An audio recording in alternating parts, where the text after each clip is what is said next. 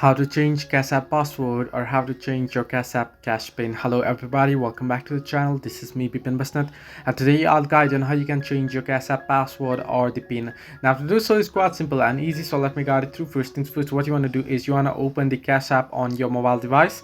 Once there, what you want to do is you want to tap on the profile icon in the top right corner of the screen and then scroll down and tap on privacy and security option, where you'll get the option to change cash pin. Simply tap on change cash pin and enter your current cash pin and enter your new cash pin twice, and you'll be able to change the pin by tapping on change pin. Similarly, if you want to do it on browser, you can head into cash.app/login, and there you want to log into your account. Once you're logged into your account, you want to go ahead and go through this similar process. Simply tap on profile icon, then head into privacy and security and tap on change cash pin and change it.